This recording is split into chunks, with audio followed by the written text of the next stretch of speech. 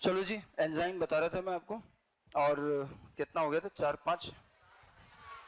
चार कैटेगरी हो गई थी।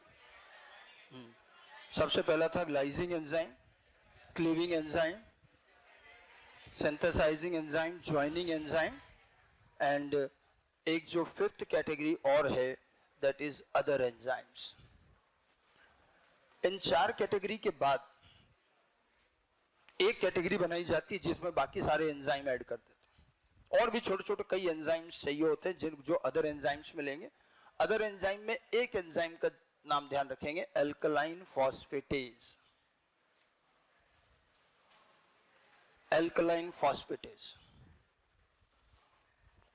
एल्कलाइन फॉस्फेटेज ये एक ऐसा एंजाइम जो बहुत लिमिटेड स्पेसिफिक काम के लिए आता है। देखिए, जब भी कोई एंजाइम फॉस्फेटेज है मतलब वो फॉस्फेट से रिलेटेड काम करेगा।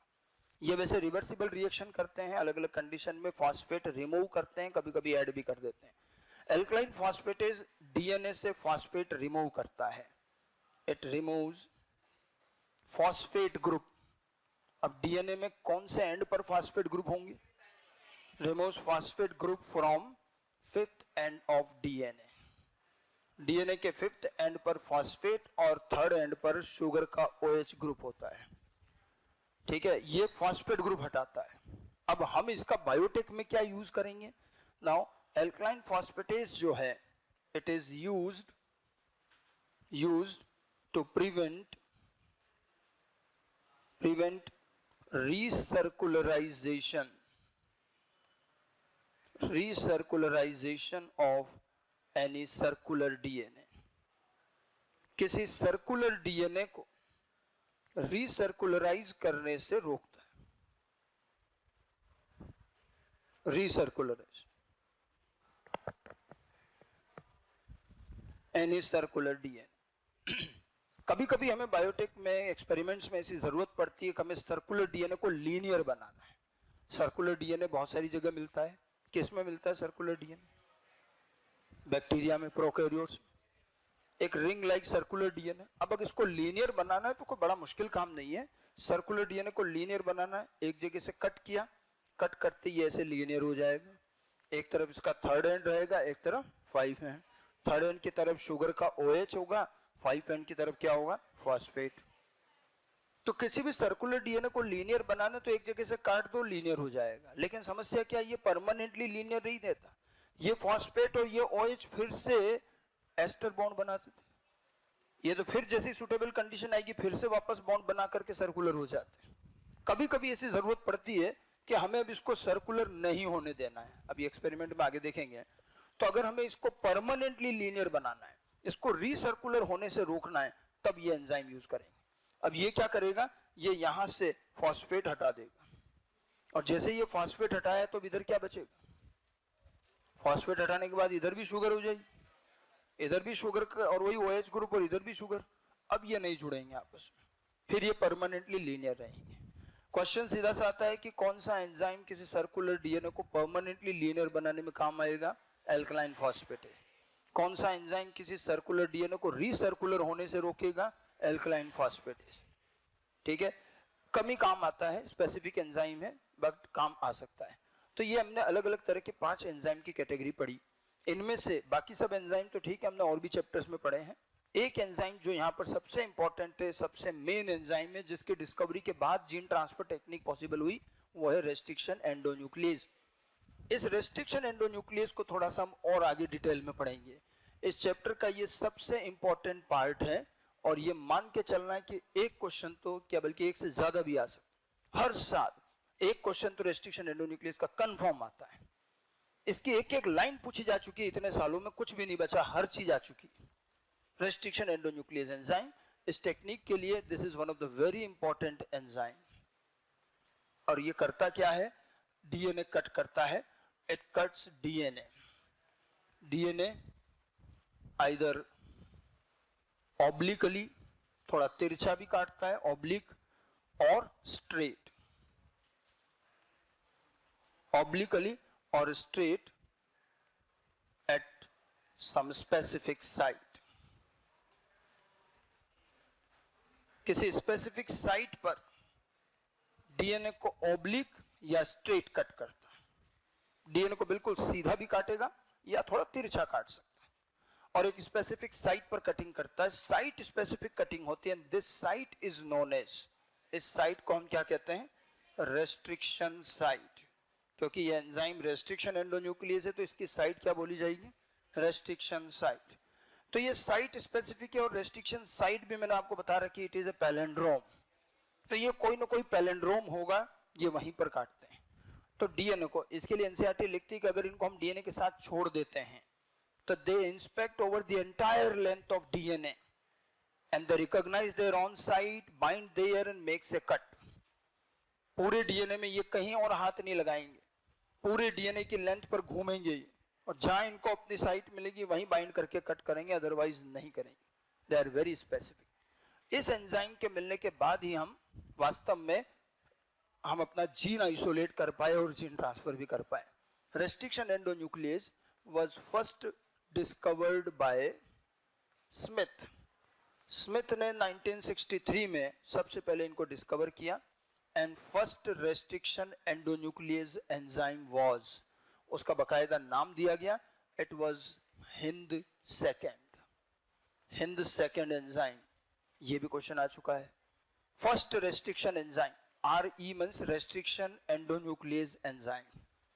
पहला एंजाइम कौन सा था, साइंटिस्ट का नाम ज्यादा नहीं आता, स्मिथ ने डिस्कवर किया था, एंजाइम का नाम पूछा जाता है। हिंद सेकेंड, ये एक बैक्टीरिया से मिला था। ये बैक्टीरिया का नाम मैंने पहले भी बताया आपको, हीमोफिलस इन्फ्लुएंजी। कहां बताया था, हेमोफिलस इन्फ्लुएंजी बैक्टीरिया, कहां जिक्र हुआ इसका, अभी लास्ट क्लास में हुआ होगा, बल्कि ह्यूमन जीनोम प्रोजेक्ट में। ह्यूमन जीनोम प्रोजेक्ट में इसी बैक्टीरिया का तो सबसे पहले जीनोम स्टडी हुआ, इसी में से पहला रेस्ट्रिक्शन एंजाइम मिला था और उसका नाम रखा गया हिंद सेकेंड। उसके बाद तो खैर और भी बैक्टीरिया से अलग अलग एंजाइम मिले हैं, जैसे एक और बड़ा पॉपुलर एग्जांपल है लेटर ऑन, 3 साइंटिस्ट हैं, स्मिथ, नाथन्स एंड आर्बर। इन तीनों ने, Smith, Nathans and arbor, they discovered enzyme EcoR1 enzyme from E. coli bacteria, a common coliform bacteria E. coli से EcoR1 एंजाइम डिस्कवर किया गया। Hind second से ज्यादा popular तो EcoR1 है, क्योंकि हीमोफिलस इन्फ्लुएंजा इतना कॉमनली मिलता नहीं है। ई कोलाई तो रूटीन मिल जाता है, आपके डेली रूटीन का जो पानी आप यूज करते हैं उसमें ई कोलाई होता है। तो इसीलिए आपको एनसीईआरटी में ज्यादा जिक्र किसका मिलेगा, EcoR1 का, बड़ा पॉपुलर एंजाइम। और उसके बाद एक एक करके और भी कई सारे एंजाइम मिले हैं। अगर हम एनसीईआरटी का डाटा देखें तो एनसीईआरटी के अकॉर्डिंग अब तक 900 से ज्यादा रेस्ट्रिक्शन एंजाइम डिस्कवर हो चुके हैं, and they all were discovered from 230 different strains of bacteria. 230 अलग अलग टाइप के बैक्टीरिया से 900 से ज्यादा एंजाइम मिले हैं। इसका मतलब एक एक बैक्टीरिया से एक से ज्यादा एंजाइम मिले हैं। और ये 900 तो एनसीईआरटी का फिगर है, 15-16 साल पुराना। आज की तारीख में ये फिगर 3000 के आसपास है। More than 2000, in between 2000 to 3000 इतने सारे रेस्ट्रिक्शन एंजाइम मिल चुके हैं। बट हमें एनसीईआरटी का नंबर ध्यान रखना है, ये डायरेक्ट क्वेश्चन में किसी स्टेटमेंट में आ सकता है, तो ध्यान रखिएगा। सो फार more than 900 different types of restriction endonuclease enzymes have been discovered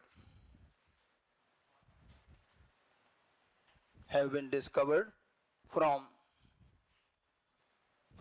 230 strains of bacteria. 230 strains of bacteria. Strain word सुना है कभी? स्ट्रेन का मतलब होता है वैरायटी। जैसे हम टेक्सोनॉमी में हायरार्की पढ़ते हैं तो स्पीशीज, जीनस, ऑर्डर, और जीनस के बाद स्पीशीज आता है। स्पीशीज के अंदर भी ग्रुप होते हैं, सब स्पीशीज। माइक्रोब के अंदर क्या होता है कि स्पीशीज के अंदर के ग्रुप को वैरायटीज कहते हैं, स्ट्रेन्स कहते हैं। तो ये एक स्पीशीज के अंदर के छोटे छोटे ग्रुप्स हैं जिनको हम स्ट्रेन या वैरायटी कह सकते हैं। ओके, तो 230 डिफरेंट टाइप के डिफरेंट बैक्टीरियल स्ट्रेन से 900 से ज्यादा एंजाइम मिले हैं।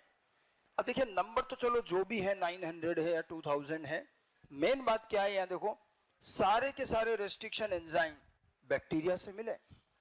नंबर्स व्हाटएवर, आज तक कोई रेस्ट्रिक्शन एंजाइम बैक्टीरिया के अलावा किसी दूसरी सेल में नहीं मिला। यूकैरियोट्स में बिल्कुल नहीं। एनसीईआरटी चैप्टर के पीछे पूछा है उन्होंने कि do this restriction endonuclease found in eukaryotes, they never found in eukaryotes, मिले ही नहीं आज तक। प्रोकैरियोट्स में और वो भी बैक्टीरिया में ही मिले। तो बात ये आती कि आखिर बैक्टीरिया में ही है, किसी और सेल में नहीं है। They are found in the cytoplasm of bacteria. तो आखिर बैक्टीरिया अपने साइटोप्लाज्म में डीएनए कट करने वाले इन एंजाइम को क्यों रखता है? ठीक है, इसका जवाब आना चाहिए। ये एंजाइम नेचुरली बैक्टीरिया में क्या करते हैं, इनका फंक्शन क्या है? देखिए एंजाइम पे दो तरह के क्वेश्चन आते हैं, एक तो इनका फंक्शन और एक इनका यूज। तो हम इसको बायोटेक में यूज करते हैं, ये तो इसका यूज है, बट इसका नेचुरल फंक्शन कहाँ है? बैक्टीरिया में। अब बैक्टीरिया देखो क्यों रखता है? बैक्टीरिया इनको अपने आप को वायरस से बचाने के लिए रखता है। This enzyme is the part of defence system of bacteria.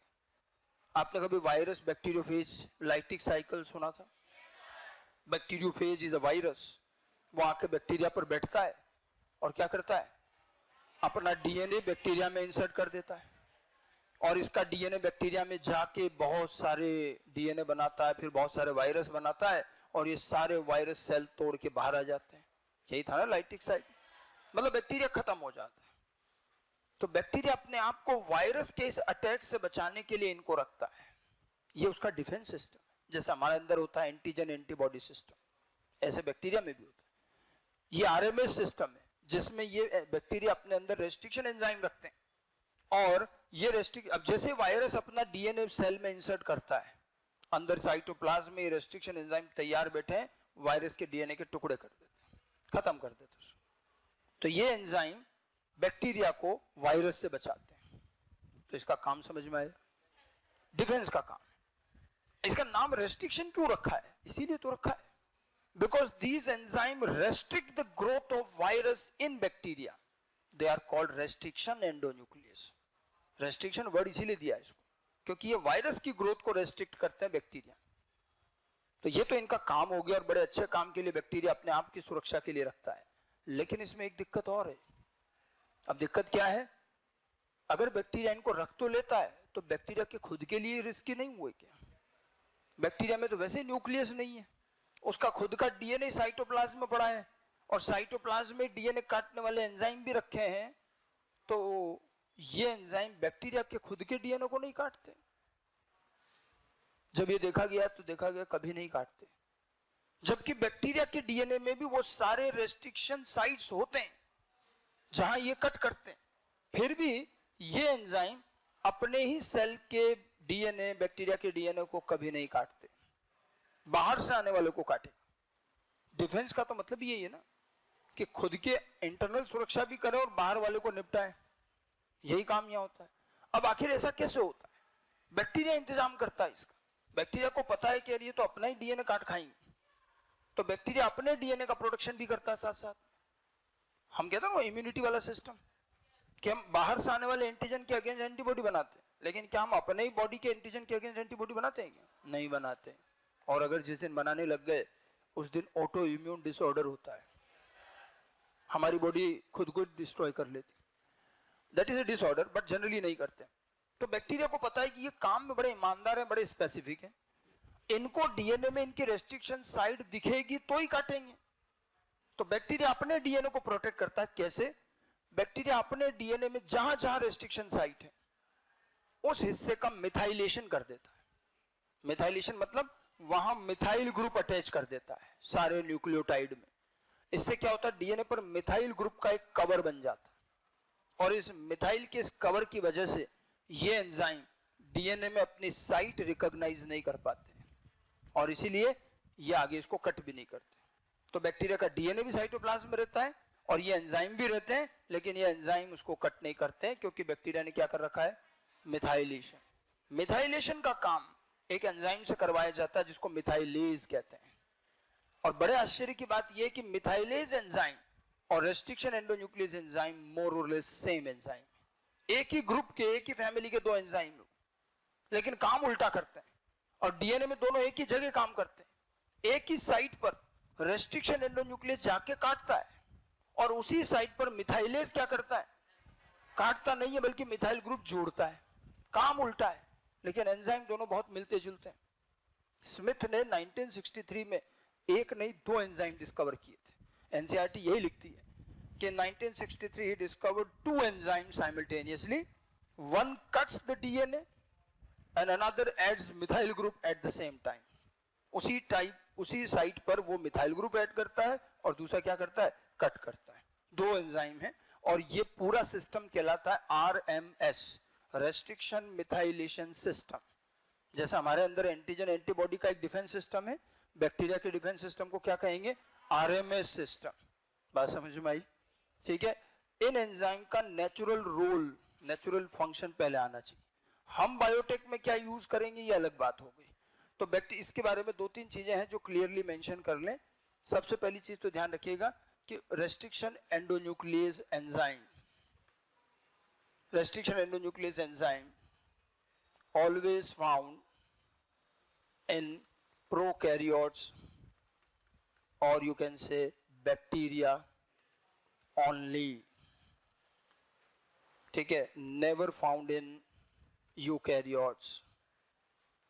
ये यूकैरियोट्स में नहीं मिलते हैं, सिर्फ प्रोकैरियोट्स में मिलते हैं।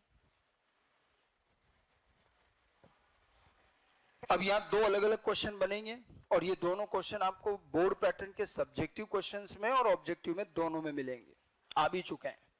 पहला तो ये है कि व्हाट इज द रोल, मैंने कहा ना फंक्शन, कि बैक्टीरिया में ये एंजाइम करते क्या है। ठीक है, तो अगला पॉइंट लिखेंगे यहाँ पर, ये दो अलग अलग क्वेश्चन के आंसर रहेंगे। अगला पॉइंट लिखेंगे दीज एंजाइम्स, अब इसका फंक्शन बता रहे हैं, natural function of these enzyme. These enzymes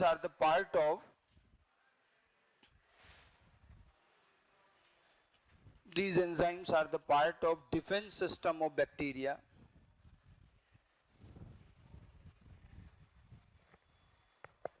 These enzymes are the part of defense system of bacteria and protect the bacteria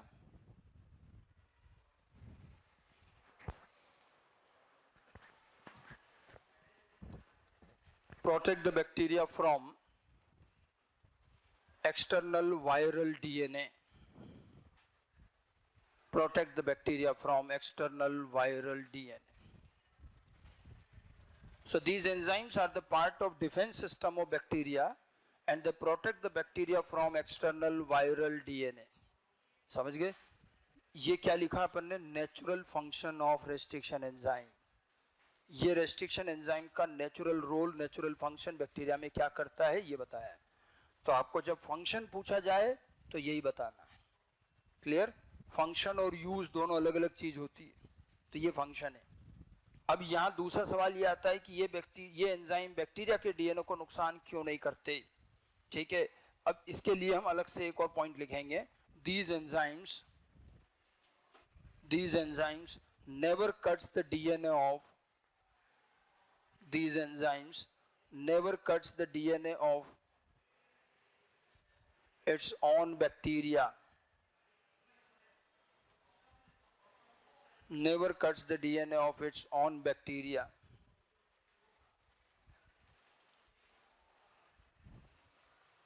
because bacteria modify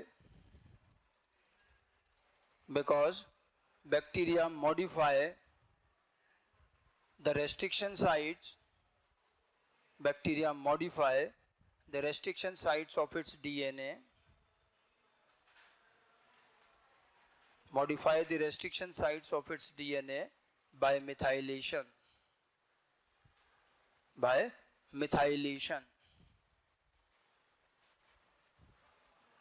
which is done by an enzyme methylase. Bacteria modify the restriction sites of its DNA by methylation. It is done by an enzyme methylase.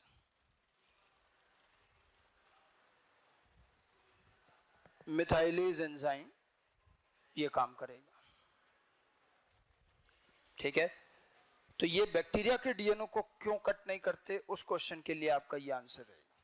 तो ये तो हमने enzyme की कुछ general बात करी। अब restriction enzyme में आगे चलते हैं, रेस्ट्रिक्शन साइट के बारे में और उसकी कटिंग का तरीका हम थोड़ा और समझेंगे। रेस्ट्रिक्शन साइट, जिस जगह ये कट करते हैं, रेस्ट्रिक्शन साइट क्या चीज है? इट इज 4, 6 और 8 base pair long, 8 base pair long palindromic DNA, palindromic DNA sequence, palindromic DNA sequence. ज्यादा बड़ा हिस्सा नहीं होता, 4 बेस पेयर, 6 बेस पेयर या maximum 8 base pair. Odd number में नहीं होगा, इवन नंबर में होगा हमेशा। और ये पैलिंड्रोमिक डीएनए सीक्वेंस होती हैं where restriction endonuclease enzyme cuts DNA. ये वो जगह जहां डीएनए कट किया जाता है। और ध्यान रखिएगा, each restriction endonuclease enzyme have its own specific restriction site।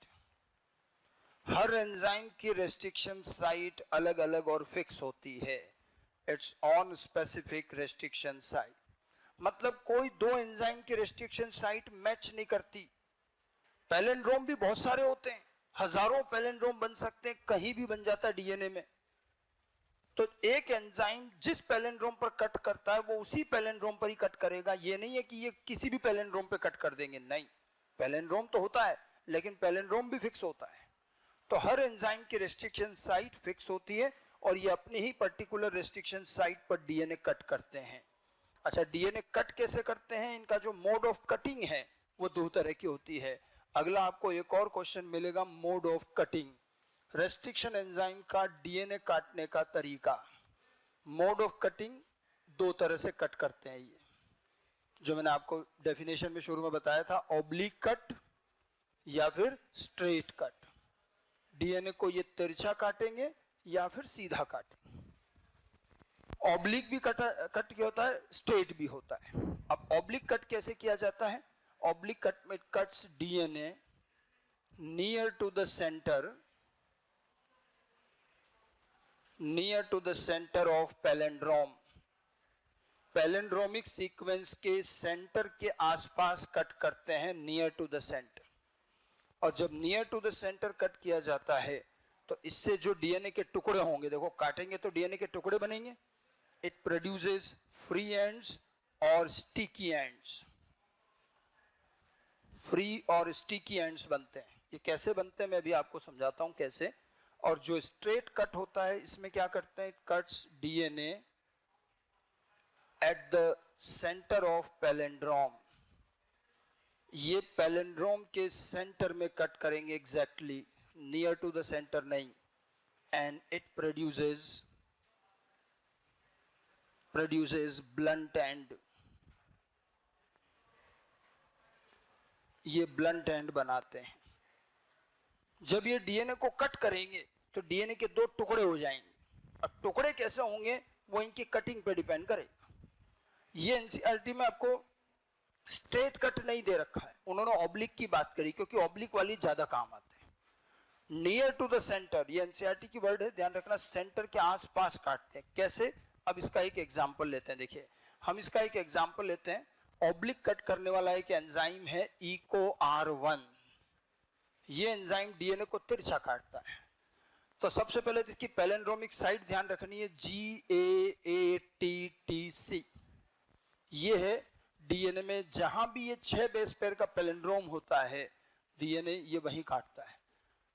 6 base pair, क्या ये पैलिंड्रोम है? एक स्ट्रैंड को देख के पहचान सकते हो? क्या तरीका बताया था? नहीं, दूसरा नहीं लिखेंगे फिर भी पहचान में आना चाहिए। First half is complementary to second half. देख रहे हैं, GAATTC, ये कॉम्प्लीमेंट्री दिखेंगे। इसके सामने वाला लिखेंगे तो क्या आएगा? CTTAAG। ये बना है ये पैलिंड्रोम, ये 5th, ये 3rd एंड, तो ये 3rd और ये 5th एंड। तो अब डीएनए में जहां भी ये वाला पैलिंड्रोम आएगा, EcoR1 वहीं काटेगा, नहीं आएगा तो नहीं काटेगा। अच्छा, कटिंग की जगह भी फिक्स होती है। ये इसमें जी और ए के बीच में यहां कट करता है, ये एरो बहुत इंपॉर्टेंट है। अब जी और ए फिफ्थ एंड की तरफ जी और ए के बीच में काटेगा, तो यही चीज आपको इस स्टैंड पे कहां मिलेगी? लोकेशन सेम चाहिए, तो ऐसी कैसी चीज उधर मिलेगी, तो ये इस जी और ए के बीच में काटेगा ऐसे, समझ गए? ऐसा नहीं कि इधर काटा तो यहीं काट लेगा, नहीं, जी और ए फिफ्थ एंड, तो जी और ए फिफ्थ एंड इधर मिलेगा। अब ये कटिंग जो पॉइंट्स दिख रहे हैं, ये सेंटर में या near to the centre? Centre तो करीब यहां बन रहा है, इसके इधर, ये नियर टू द सेंटर। अब आप सोचो, एक कट यहां लगाया, एक यहां लगाया, तो ये अलग हो जाएंगे। अलग होने के बाद देखो ये कैसे दिखेंगे, इसके टुकड़े देखते हैं तो कैसे होगा। देखो, जी यहां से कट गया ये, तो ये दूर हो गया, ए टी टी सी। फिर इधर देखो, सी टी टी ए, ये तो साथ रहेगा, और ये जी, ये ऐसे।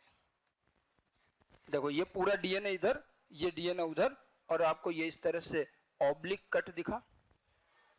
This is called oblique cut. जब आप डीएनए को तिरछा काटोगे तो डीएनए के दो स्ट्रैंड में एक स्ट्रैंड थोड़ा ज्यादा बड़ा दिखेगा, दिख रहा है कि नहीं दिख रहा है? देखो यहां तक जी और सी, ये तो पेयरिंग चल रही है डबल स्ट्रैंड, उसके बाद ये इतना हिस्सा एक्स्ट्रा निकला हुआ है, इधर यहां तक तो दोनों स्ट्रैंड बराबर है, फिर ये एक्स्ट्रा निकला हुआ है। तो ये जो एक्स्ट्रा निकले हुए हिस्से, इसको ओवर हैंगिंग स्ट्रेचेस बोला है एनसीईआरटी ने, मतलब ये अलग से निकले हुए हैं। और ये जो ओवर हैंगिंग स्ट्रेचेस हैं, इन्हीं को क्या बोलते हैं अपन? Free ends. ये फ्री अलग से निकल रहे नहीं, अलग से लटके हुए दिखेंगे आप। यहां तक तो डीएनए पूरा ये एक्स्ट्रा निकला हुआ हिस्सा है, ओवर हैंगिंग स्ट्रेचेस और free ends. Now these free ends are called sticky ends. Why they are sticky? Sticky मतलब जैसे गोंद की तरह चिपचिपे होते हैं ना। जरा ध्यान से देखो इन फ्री एंड्स को, ए टी टी, उधर क्या है? टी टी ए, एक दूसरे के क्या है? ये कॉम्प्लीमेंट। ऐसा इसलिए होता है क्योंकि ये पैलिंड्रोम है, समझ गए? तो तिरछा काटने का एक फायदा और है कि ये कुछ फ्री एंड्स बन जाते हैं, और ये दो टुकड़ों के फ्री एंड्स आपस में क्या होते हैं? कॉम्प्लीमेंट्री। अगर कभी इनको वापस पास पास लाओगे तो ये इजीली पेयरिंग कर जाएंगे, तो इनको जोड़ना आसान होता है। हालांकि इनको पूरी तरह से जोड़ने के लिए आपको लाइगेज चाहिएगा। अच्छा एक बात बताओ, रेस्ट्रिक्शन एंजाइम ने यहां काटा तो कौन सा बॉन्ड तोड़ा? इनके बीच में कौन सा बॉन्ड? फॉस्फोएस्टर बॉन्ड, समझ गए? हाइड्रोजन बॉन्ड तो इधर होते हैं ऐसे बीच में। अब फॉस्फोएस्टर बॉन्ड से तोड़ दिया, तो ये जो फॉस्फोएस्टर बॉन्ड कटा है ना, ये वापस कौन जोड़ पाएगा? लाइगेज। लेकिन जब आप इनको पास पास लाओगे तो ये जो फ्री एंड जो कॉम्प्लीमेंट्री है, ये पहले एक दूसरे से पेयरिंग करके थोड़ा सा होल्डिंग हो जाती, थोड़ा रुक जाते हैं, फिट हो जाते हैं एक दूसरे। ये कौन सा बॉन्ड बनाएंगे? ये हाइड्रोजन बॉन्ड बनाएंगे, पेयरिंग। और लेकिन पूरा नहीं जुड़ा इससे, पूरा जोड़ने के लिए तो क्या चाहिएगा आपको? लाइगेज। तो इसीलिए एक जगह एनसीईआरटी लिखती है कि दीज ओवरहैंगिंग स्ट्रेचेस और sticky and facilitate the activity of ligase. मतलब ये फ्री एंड्स लाइगेज के काम में मदद करते हैं। कैसे मदद करी? ये खुद पहले पेयरिंग कर लेते हैं तो लाइगेज को जोड़ना इजी हो जाता है, इसको लाइगेज के लिए काम इजी हो गया। इसीलिए हम बायोटेक में पहली प्रायोरिटी में ऑब्लिक कट वाले ही यूज करते हैं। Eco R1 is one such example. अच्छा, ब्लंट एंड वाले भी मिलते हैं। इसका देखो एक एग्जांपल देते हैं, SMA SMA1 एंजाइम कहा जाता है, ये भी एक और एंजाइम। इनके नाम बड़े अजीब और यूनिक मिलेंगे आप। अब इसकी जो साइट होती है वो किस तरह से होती है? CCCGGG, ये साइट है, ये पैलिंड्रोम देख रहा है ना, पैलिंड्रोम। अब ये कहां काटता है? C और G के बीच में, इधर। तो यही चीज इसको यहां मिलेगी, ये G और C के बीच में कट करता है। तो देखो बीचों बीच में कट कर सेंटर में, ये नियर टू द सेंटर ही, एट द सेंटर। तो ये ऐसे कटेगा सीधा, तो इसमें जो एंड बनेंगे ये ब्लंट एंड बनेंगे ऐसे।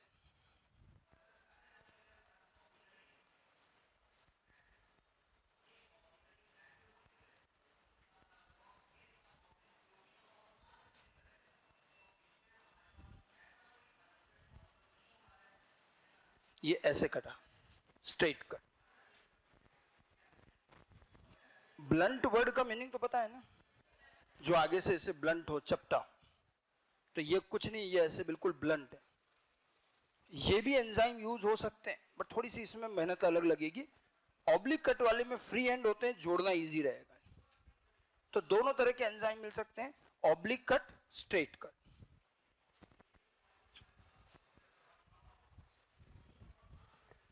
क्या, चलिए एक और चीज देखिए, आपने मैंने दो तीन नाम अभी आपको एंजाइम के बताए, इको R1, SMA1, या हमने लिखा था हिंद सेकेंड। आप देखो इन एंजाइम के नाम थोड़े यूनिक से। एक्चुअली इन एंजाइम का नॉमेनक्लेचर का एक तरीका बना रखा, नाम दिया जाता है। तो नॉमेनक्लेचर कैसे होता है, ये एक और पार्ट है जिसमें से हमें काफी क्वेश्चन मिलते हैं। तो ध्यान रखिएगा, name of every enzyme consist of minimum 3 to 4 letters, और एक क्या होगा, रोमन नंबर। हर नाम में आपको मिनिमम 3 लेटर, ज्यादा से ज्यादा 4 लेटर मिलेंगे, और एक रोमन नंबर जरूर होगा। अब देखिए ये लेटर्स कहां कहां से लिए जाएंगे, क्या कहां से डिराइव किए जाते हैं। इनके नाम का first letter will be the first letter of bacterial genus. जिस बैक्टीरिया से में ये एंजाइम मिला, उसके जीनस के नाम का पहला लेटर। नाम हमेशा एंजाइम का नाम बैक्टीरिया से डिराइव करें, बैक्टीरिया के नाम से। तो बैक्टीरिया के जीनस के नाम का पहला लेटर वो इस एंजाइम का फर्स्ट लेटर बनेगा। उसके बाद में इनके नाम के अगले 2 लेटर, मतलब second letter and third letter, second and third letter, ये जो है these are actually the first and second letter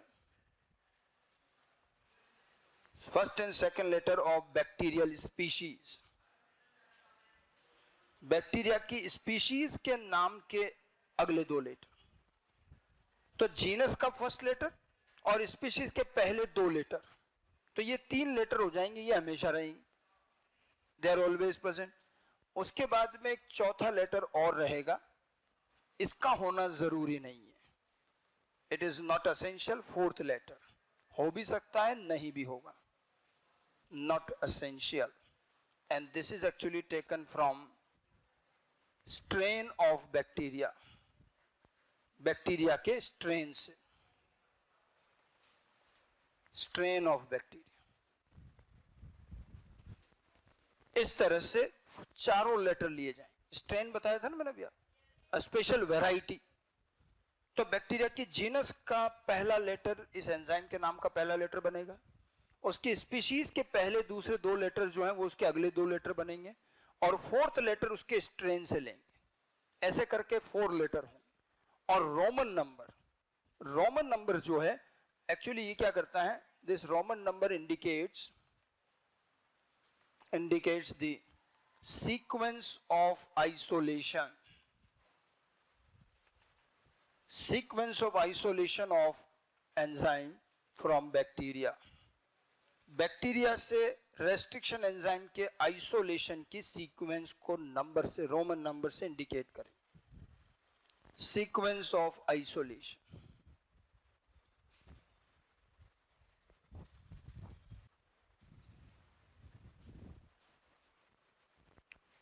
अब ये रोमन नंबर में होता है सबसे ज्यादा कंफ्यूजन। सीक्वेंस ऑफ आइसोलेशन में नहीं समझे क्या हुआ। देखो एंजाइम कहां है, बैक्टीरिया के अंदर है, तो बैक्टीरिया के अंदर से उसको प्योर फॉर्म में सेपरेट आउट करना, बाहर निकालना, एक्सट्रैक्ट करना, आइसोलेट करना, सीक्वेंस ऑफ आइसोलेशन। देखो एक एक बैक्टीरिया में बहुत सारे एंजाइम है, तो जो एंजाइम सबसे पहले आइसोलेट हुआ उसको नंबर 1 दे देंगे। अब उसी बैक्टीरिया से कोई दूसरा आइसोलेट हुआ तो बैक्टीरिया का नाम तो सेम ही है ना, तो आगे के 4 लेटर तो सेम ही रहेंगे। तो इसलिए जो अगला एंजाइम आएगा उसमें नेम आगे का सेम रहेगा, खाली नंबर बदल जाए। तो 1 2 3 इस तरह से। लेकिन ये आइसोलेशन की सीक्वेंस है, it is not the sequence of discovery. Confusion कहां किया जाएगा, इसलिए ध्यान रखें, चाहे तुम यहां लिख भी ले, it is not the sequence of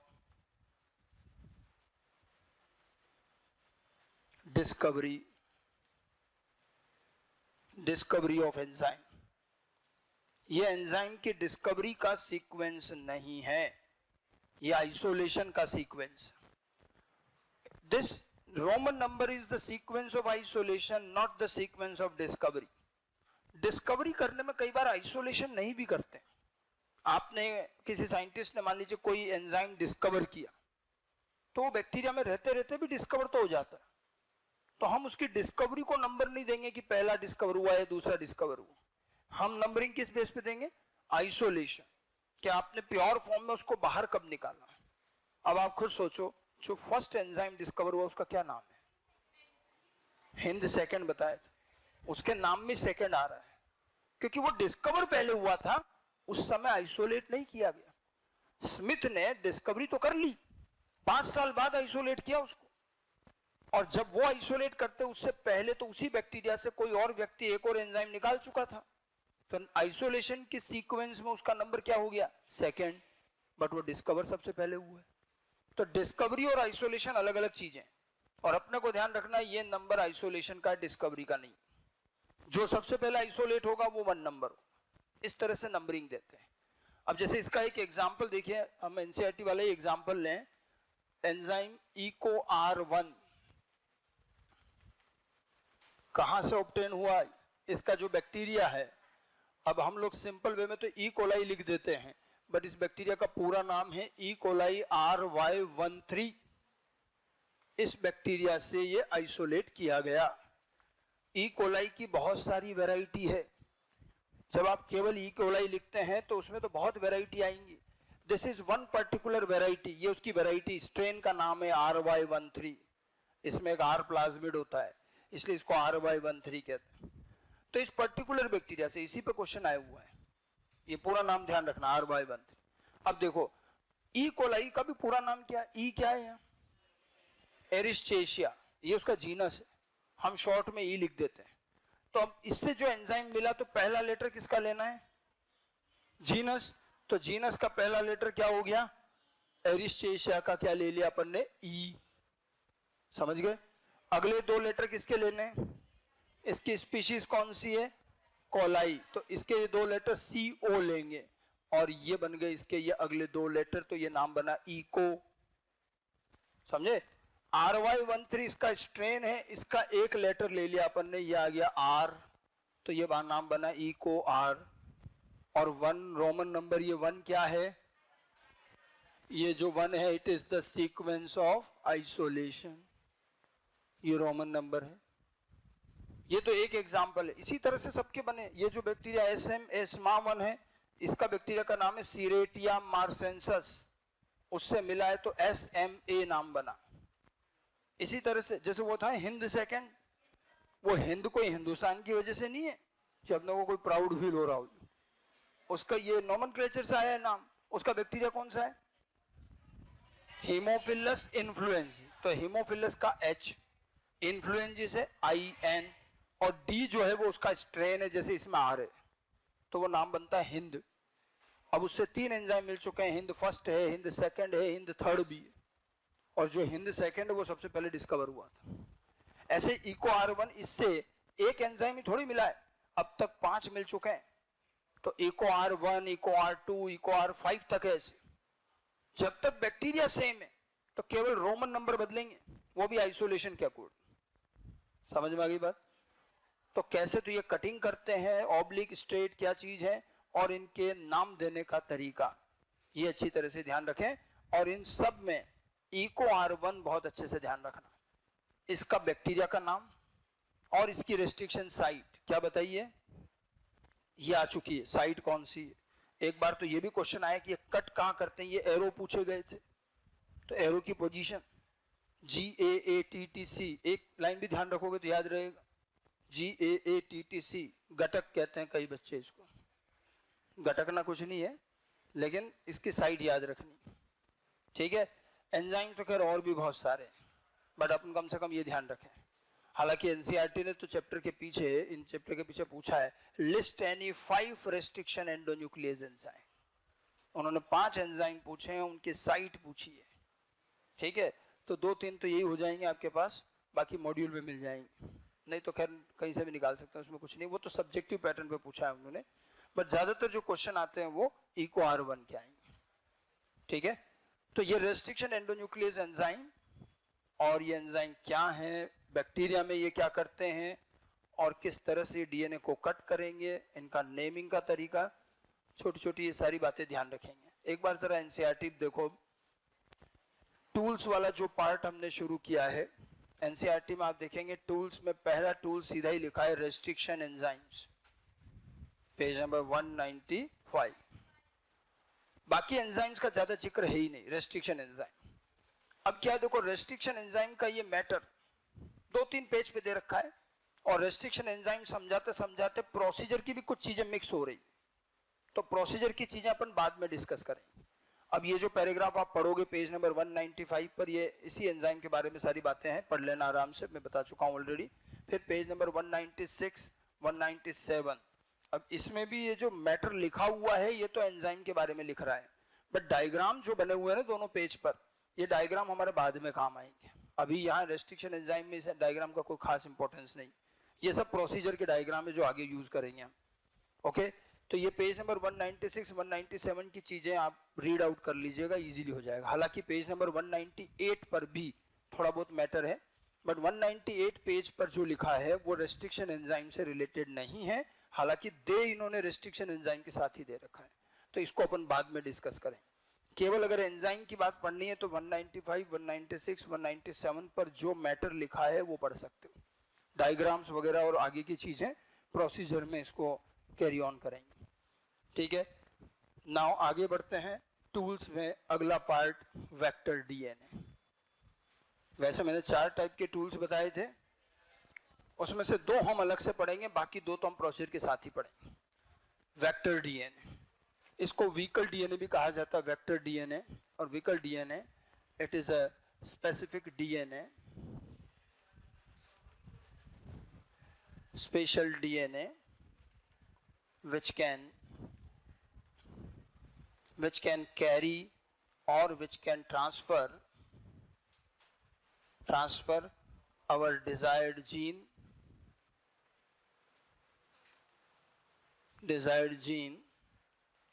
into host cell। ये स्पेशल डीएनए है जो हमारे डिजायर्ड जीन को होस्ट सेल में कैरी करते हैं, ट्रांसफर करते हैं।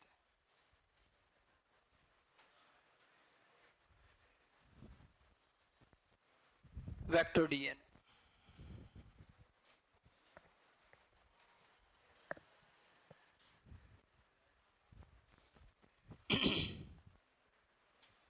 अच्छा वेक्टर डीएनए होता डीएनए जैसा ही, बट इसमें एक खास बात होती है कि ये सेल में एंटर कर जाता है, क्योंकि ये आता जाता है, हम इसको अपने जीन कैरी करने में, जीन के ट्रांसफर में यूज करेंगे। इसमें करेंगे क्या, इस वेक्टर डीएनए को एक जगह से कट करेंगे। कट किससे करेंगे, रेस्ट्रिक्शन एंजाइम, फिर अपना डिजायर्ड जीन इसमें लाके फिट करके जोड़ देंगे। जैसे इसमें जीन जोड़ा, अब ये वेक्टर न कहला के क्या बुलाया जाएगा, आरडीएन, दोनों को मिला के क्या बनेगा, आरडीएन, और अब इसको फिर हम होस्ट सेल में ट्रांसफर करेंगे। अच्छा, ये न केवल ले जाते हैं बल्कि इनके अंदर vector DNA, it have self replication ability, इसके अंदर खुद के रिप्लिकेशन की एबिलिटी भी होती है, मतलब ये अपना रिप्लिकेशन भी कर लेते हैं। डीएनए तो वैसे भी सेल्फ रिप्लिकेशन करता ही है, लेकिन क्या हर कोई डीएनए सेल्फ रिप्लिकेट हो जाएगा? एक डीएनए का टुकड़ा या कोई भी डीएनए रिप्लिकेट केवल तभी होता है जब उसमें ओआरआई हो। वेरी गुड, ओआरआई होनी चाहिए। ओआरआई अगर नहीं है तो स्टार्ट ही नहीं होगा। बिना ओआरआई वाला डीएनए कभी रिप्लिकेट नहीं होता, इनमें ओआरआई होती, इसलिए ये रिप्लिकेट कर जाते हैं। अच्छा, इनके रिप्लिकेशन का अपने को एक और फायदा है। फायदा क्या है कि जब ये रिप्लिकेट होंगे तो हमने अपना डिजायर्ड जीन भी इसके साथ जोड़ रखा है, तो ये खुद का तो रिप्लिकेशन करेंगे, हमारे जीन का भी तो कॉपी करेंगे, और हमारे डिजायर्ड जीन के नंबर ऑफ कॉपीज बढ़ाते रहेंगे, मतलब क्लोनिंग करेंगे। तो ये न केवल डिजायर्ड जीन को ले जाते हैं बल्कि डिजायर्ड जीन की क्लोनिंग करके उसका नंबर भी इंक्रीज करते हैं। और इसीलिए केवल वेक्टर डीएनए कहने की बजाय इनको क्या कहा जाता है, सेल्फ रिप्लिकेशन की वजह से vector DNA is also known as cloning vector. इसको करेक्टली क्या बोलेंगे, क्लोनिंग वेक्टर। क्लोनिंग वेक्टर कहें, मतलब क्लोनिंग भी कर रहे हैं। क्लोनिंग किसकी कर रहे हैं, डिजायर्ड जीन की, और वेक्टर की तरह ले जा भी रहे हैं ये, और क्लोनिंग इसलिए कर पा रहे हैं क्योंकि इनके पास ORI है, ये खुद का रिप्लिकेशन कर सकते हैं। समझ गए? वेक्टर डीएनए भी काम में बड़ा स्पेसिफिक है। तो हमारे पास कई तरह के वेक्टर डीएनए हैं, कौन कौन से हैं, और अब आज हम आर्टिफिशियली भी बना लेते हैं इनको। वेक्टर पर और बाकी प्रोसेस पर नेक्स्ट क्लास में बात करेंगे।